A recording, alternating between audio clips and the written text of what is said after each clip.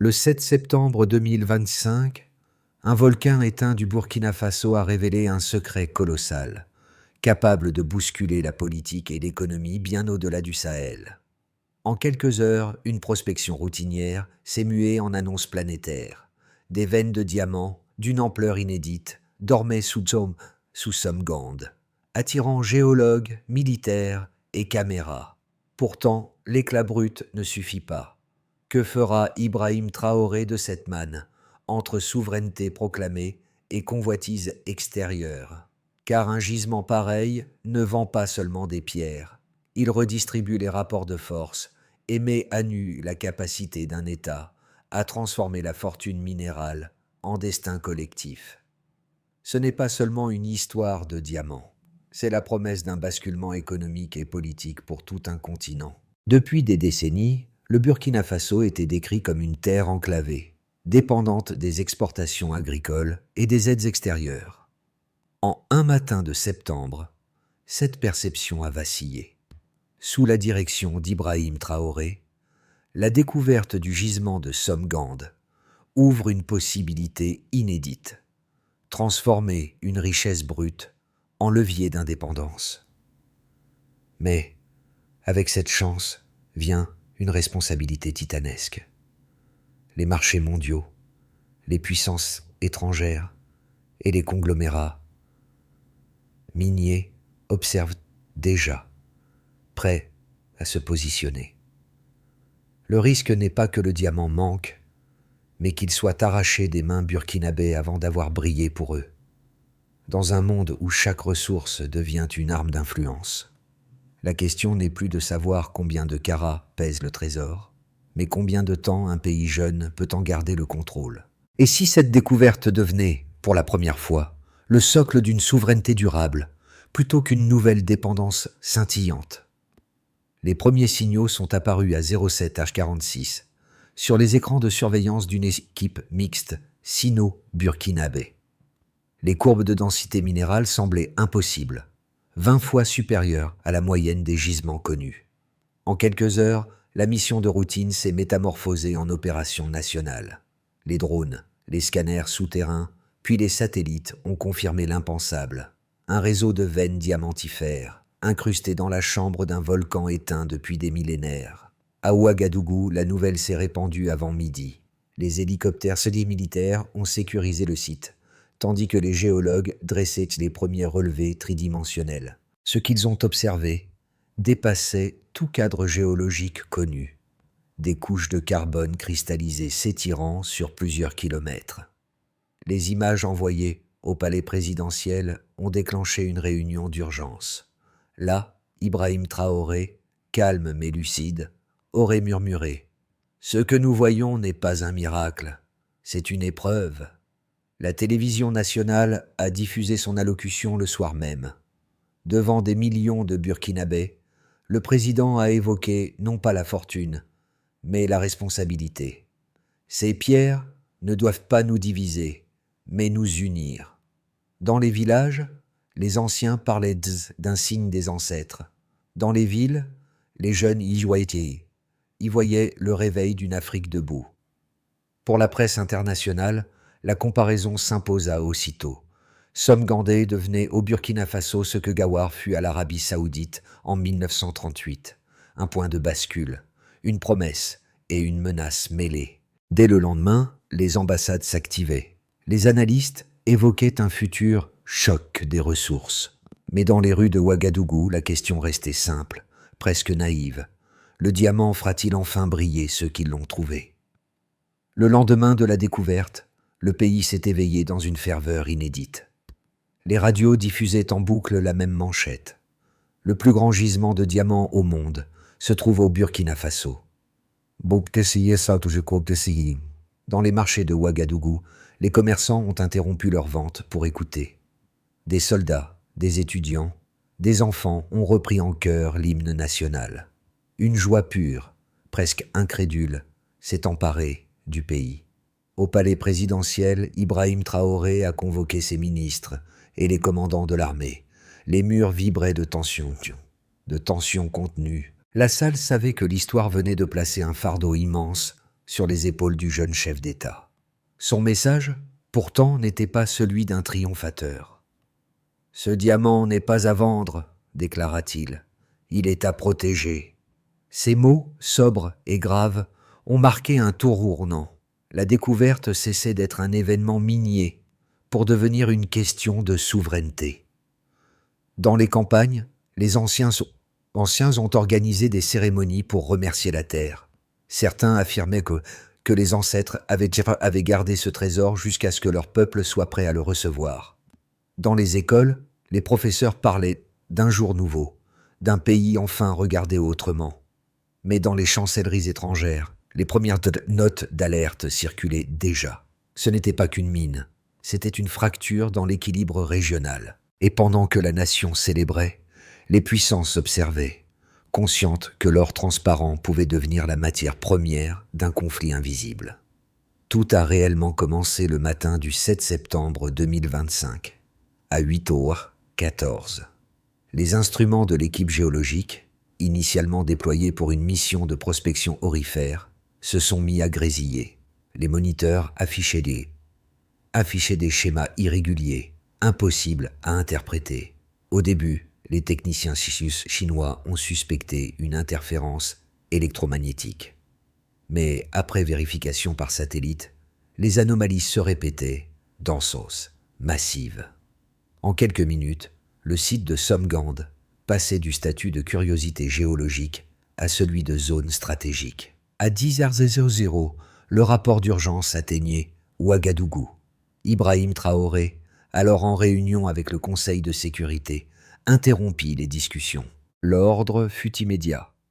Sécuriser le périmètre, suspendre toute communication externe et exiger un audit complet des données. L'après-midi même, des hélicoptères militaires survolaient le volcan endormi. Les drones cartographiaient que la croûte basaltique. Les capteurs révélaient une trame de carbone cristallisée s'étendant sur plusieurs kilomètres carrés, une architecture naturelle inimaginable. Le soir, Africa News confirmait la rumeur. Découverte géologique majeure au Burkina Faso. En quelques heures, le monde entier s'enflamma. Les marchés des matières premières réagirent aussitôt. À Londres et Dubaï, les indices du diamant bondirent de 18%. Les chancelleries africaines saluèrent la découverte, tandis que Washington, Paris et Moscou convoquaient leurs attachés économiques. Le 8 septembre, à 9h30, le président prit la parole. Sa voix était ferme. « Ce que nous avons trouvé n'est pas un cadeau. C'est une responsabilité. » Cette phrase devint virale, reprise par les chaînes internationales. Dans les villages, on dressa des banderoles. Notre terre, notre richesse, notre avenir. Le peuple, soudain, se voyait comme acteur d'une épopée collective. Mais le tournant survint au 3e jour. Des rapports confidentiels signalaient des survols non autorisés au-dessus de la zone minière. Des drones d'origine étrangère, probablement civils, mais dotés d'antennes militaires. L'armée renforça le blocus, installa des radars, verrouilla les accès. Dans la capitale, le ton changeait. Ce qui n'était qu'un motif de fierté devenait une question de sécurité nationale. C'est là qu'Ibrahim Traoré prit une décision décisive. Créer une cellule mixte science-défense, réunissant ingénieurs, géologues et officiers. Objectif : comprendre avant de céder, protéger avant d'exploiter. Ce geste simple, presque administratif, redéfinissait pourtant la souveraineté du pays. Désormais, le Burkina Faso ne réagissait plus à l'histoire. Il la façonnait. Les observateurs étrangers notèrent le contraste. Tandis que les marchés spéculaient, le président parlait d'éducation, de technologie et d'unité.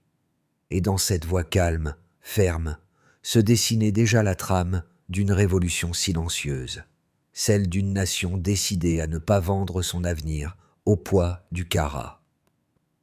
Quelques semaines après la découverte, les premières mesures officielles furent publiées.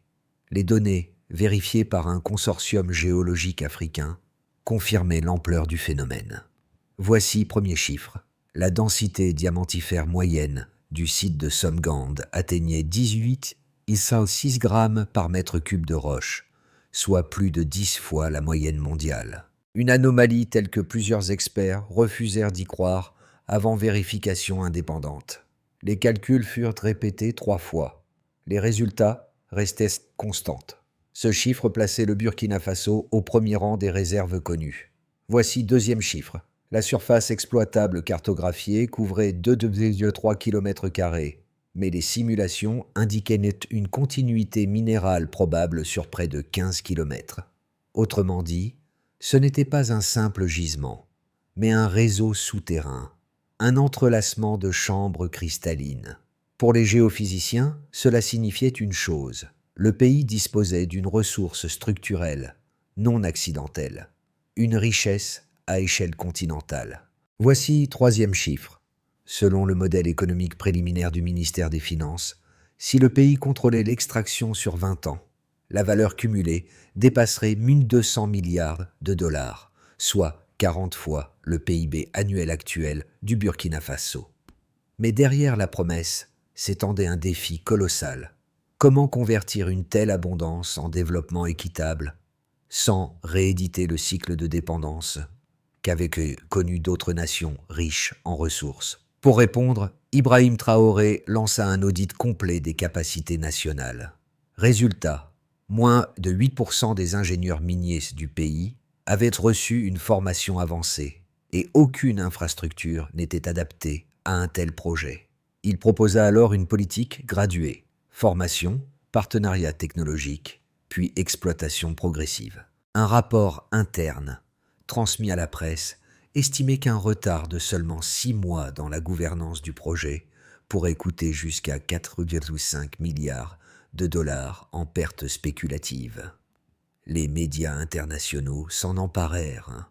Reuters, Le Monde Afrique et The Atlantic évoquèrent une opportunité aussi fragile qu'explosive. Mais au-delà des chiffres, une dynamique plus profonde s'amorçait. Dans les universités, des séminaires improvisés débattaient du modèle Traoré. Un développement sans concession politique, adossé à une discipline économique stricte. Des graphiques circulaient sur les réseaux sociaux. Projection de croissance, comparaison avec le Botswana ou la Namibie, analyse de risques géopolitiques. Le nom du président revenait sans cesse, symbole d'un pari. Prouver qu'un État africain pouvait maîtriser sa ressource sans l'aliéner. Ce basculement quantitatif annonçait un basculement moral. Les chiffres, d'abord outils de spéculation, devenaient preuve d'une volonté collective. Chaque carat compté devenait un argument de dignité. Et dans cette équation, le facteur le plus précieux n'était pas le diamant, c'était la confiance. Face à la découverte, deux visions se sont opposées dès les premières semaines. La première, défendue par plusieurs économistes africains, voyait dans Somgandé l'occasion d'un tournant historique. Un pays pauvre en infrastructures, mais riche en volonté, pouvait, pour la première fois, écrire ses propres règles. Pour eux, Ibrahim Traoré incarnait cette rupture. Sa stratégie, souveraineté, transparence, éducation, semblait pouvoir démontrer qu'une économie minière pouvait être vertueuse si elle reposait sur la connaissance et non sur la rente. Mais la seconde vision, plus sceptique, venue d'experts internationaux et d'anciens diplomates, alertait sur les risques. Ils évoquaient le paradoxe des ressources. Plus un pays est riche en minerais, plus il s'expose à la corruption, aux guerres d'influence et à la dépendance externe. Selon eux, l'isolement politique du Burkina Faso et son alliance croissante avec la Chine et la Russie est au bout là. Et la Russie pouvait réduire sa marge de manœuvre. À long terme, la gestion centralisée risquait de fragiliser la gouvernance, surtout dans un contexte où les institutions restaient jeunes. Pour étayer leur argument, ces analystes rappelaient les précédents. Le pétrole du Nigeria, le cobalt du Congo, l'uranium du Niger. Autant de richesses qui avaient nourri les convoitises sans apporter de prospérité durable. Il concluait que la prudence devait primer sur l'enthousiasme. Pourtant, les partisans du modèle Traoré répliquaient avec des données concrètes. Un contrôle fiscal renforcé dès la phase d'exploration, un plan de formation de 1000 ingénieurs d'ici 5 ans, et surtout, un fonds souverain exclusivement burkinabé chargé de convertir les revenus miniers en investissements locaux. Les deux camps s'accordaient sur un point. Jamais un pays africain n'avait été placé devant un tel choix.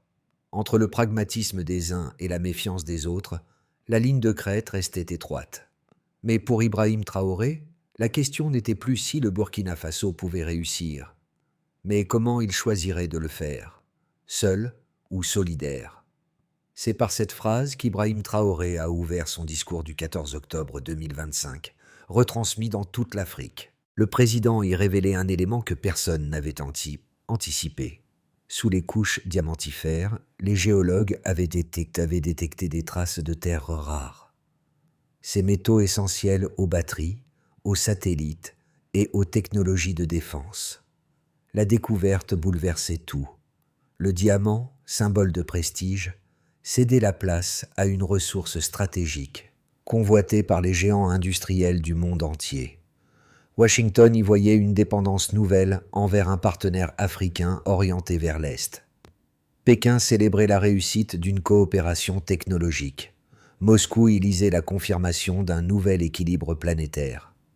Pour le Burkina Faso, cette révélation signifiait plus qu'une richesse accrue. Elle transformait le pays en nœud énergétique de la décennie à venir. Mais elle ramenait aussi les vieux fantômes du contrôle, des pressions, des manœuvres secrètes. Face à l'enthousiasme général, Traoré restait impassible. « Ce que la terre nous confie, dit-il, n'est pas un trophée, c'est un contrat. » Les effets de la découverte se firent sentir en moins d'un mois, bouleversant les équilibres à toutes les échelles. Voici premier groupe, les nations voisines. Le Mali, le Niger et le Ghana proposèrent une alliance minière régionale. Derrière les discours d'unité se profilait une réalité plus rude. Chacun craignait d'être relégué dans l'ombre du nouveau centre de gravité sahélien. Des délégations affluaient à Ouagadougou, espérant des accords de partage technologique ou des contrats d'exploration conjoints. Voici deuxième groupe, les marchés mondiaux. L'annonce du gisement provoqua une flambée des prix. En 2 semaines, le cours du diamant brut augmenta de 22%, avant de se stabiliser à un niveau inédit. Les grandes maisons de négoce, De Beers, Alrosa et leurs filiales, dépêchèrent des observateurs. Les spéculateurs parlaient à part déjà d'un « effet Traoré ». Mais ce mouvement, d'abord économique, devint politique. Il remettait en cause la domination historique des cartels du Nord sur les ressources du Sud. Voici troisième groupe, la société burkinabé elle-même. Les universités ouvrirent dans des filières en géologie appliquée. Les jeunes affluaient vers ces nouvelles informations.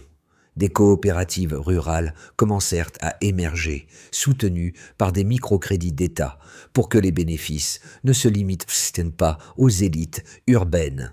Dans les villages, des comités communautaires surveillaient les routes d'accès à Somgand, symbole d'une vigilance populaire rare en Afrique de l'Ouest. Voici quatrième groupe, les puissances extérieures. Washington mit en place un programme d'assistance technique pour la transparence, pendant que Pékin proposait la construction d'un institut minier régional. L'Union européenne, plus prudente, exigeait des garanties environnementales. Mais derrière ces gestes, tous savaient que le véritable enjeu était la loyauté d'un pays devenu pivot énergétique et symbolique. Ibrahim Traoré observait ce tumulte avec distance. Chaque visite diplomatique devenait un test d'équilibre. Lors d'un sommet à Accra, il lança une phrase qui fit le tour du continent. Le Burkina Faso ne vendra pas son âme au prix du carat. Mais était-ce une déclaration simple, mais chargée de portée historique. L'impact réel n'était plus seulement minier. Le pays, autrefois dépendant, avait imposé un nouveau narratif, celui d'une Afrique capable de définir ses propres priorités, hors tutelle, hors permission. Et dans ce vacarme mondial, La voix calme d'un président devenu symbole d'indépendance trouvait un écho inattendu. La dignité retrouvée d'un peuple qui, pour la première fois, voyait le monde se tourner vers lui non pour ce qu'il manquait, mais pour ce qu'il avait su préserver. À mesure que le tumulte s'apaise, 3 trajectoires possibles se dessinent, un pour le Burkina Faso et son président, Ibrahim Traoré. Elles dépendent moins de la quantité de diamants que de la manière dont le pouvoir gérera les alliances, les attentes et la pression internationale. Dans scénario 1, la voie de la consolidation. C'est celui que privilégie le gouvernement. Sous ce modèle, l'État maintient le contrôle intégral du gisement et investit dans l'éducation et la technologie.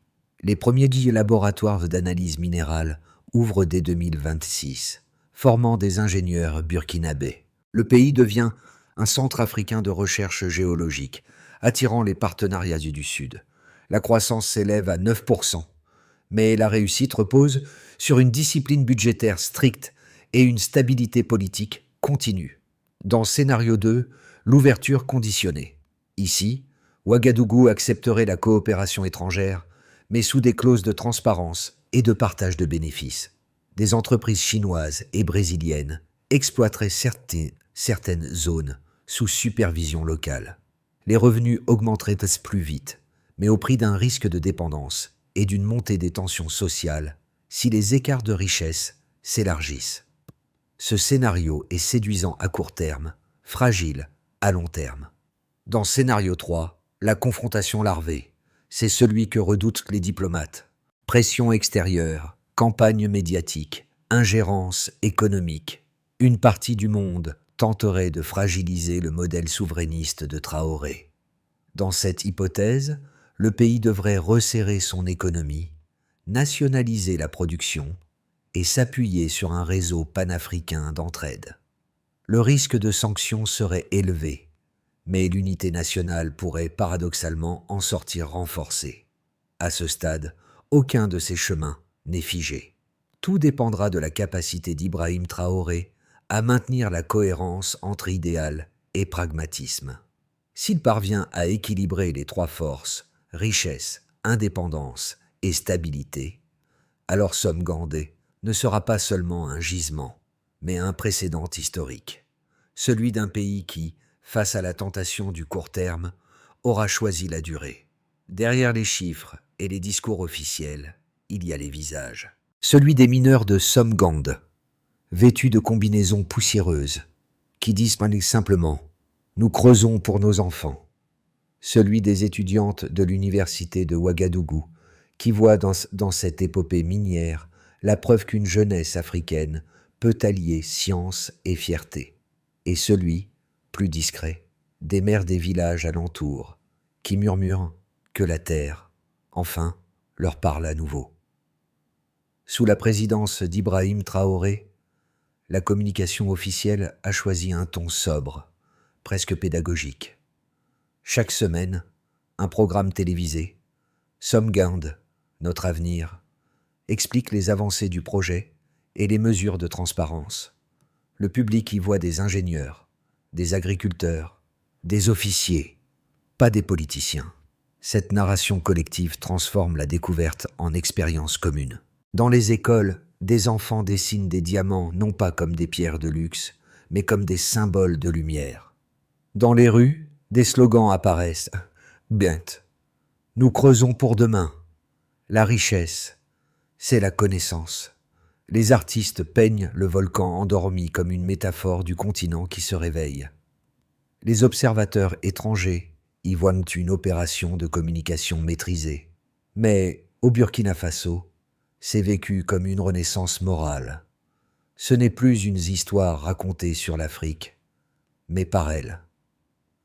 Et dans cette reconquête du récit collectif, la figure d'Ibrahim Traoré se fond dans celle du peuple, un dirigeant qui, sans messianisme, incarne la fierté tranquille d'un pays redevenu maître de sa parole et de son destin. Après l'euphorie, vint le temps de la méthode. Sous l'impulsion d'Ibrahim Traoré, un plan d'action fut adopté à la fin de l'année 2025. 5 axes, simples dans leur formulation. ambitieux dans leur portée. Voici premier axe, la connaissance. Création de l'Académie nationale des mines à Ouagadougou, destinée à former 500 ingénieurs par an. L'objectif, que chaque phase d'exploration, d'extraction et de raffinage soit encadrée par des compétences locales.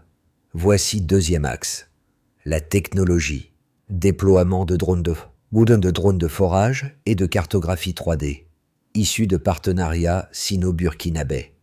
Les données récoltées seront publiques pour éviter tout soupçon d'appropriation opaque. Voici troisième axe, la durabilité, évaluation environnementale à chaque étape, reforestation des zones périphériques et contrôle strict de la consommation d'eau. Le diamant ne doit pas coûter plus cher à la nature qu'il ne rapporte à l'homme. Voici quatrième axe, la gouvernance. Mise en place d'un comité de supervision citoyenne où siègent des représentants des universités, des communautés rurales et des forces armées. Une manière d'institutionnaliser la transparence, au-delà du pouvoir personnel. Voici cinquième axe, la coopération panafricaine. Intégration du projet dans le consortium panafricain des ressources stratégiques, fondé quelques mois plus tard. But, mutualiser les savoirs et créer un bouclier diplomatique face aux ingérences extérieures. Ce plan, présenté comme une feuille de route, devint aussi un manifeste, car derrière la technique se jouait une vision, celle d'un continent capable d'unir ses ressources et son intelligence collective. Et au centre de cette architecture nouvelle, la conviction d'Ibrahim Traoré demeurait inchangée, que la vraie richesse d'un pays libre, c'est la maîtrise de son propre savoir. Au crépuscule de l'année 2025, le volcan de Somgandé se dresse, silencieux, comme un gardien. Là où jadis s'étendait une plaine de cendres, les installations scientifiques brillent sous la lumière des projecteurs solaires. C'est ici qu'a commencé l'histoire, qui a redonné au Burkina Faso un visage de fierté. Ibrahim Traoré revient souvent sur ce site. Il marche seul, entouré de poussière rouge, là où les géologues ont un jour vu scintiller la promesse d'un avenir nouveau. Pour lui, ce lieu n'est pas une mine, c'est une leçon. Chaque pierre extraite rappelle que la liberté n'est jamais donnée, qu'elle se creuse, patiemment, sous les strates du doute et de la peur. Dans les villages alentours, les habitants racontent aux enfants que la montagne dort désormais en paix, car elle a trouvé un peuple digne de la porter. Et dans le vent chaud du Sahel, un refrain s'élève. Nous ne creusons plus pour survivre, mais pour exister. Mais ainsi se clôt le premier chapitre d'une ère nouvelle, où le diamant n'est plus symbole de possession, mais de conscience.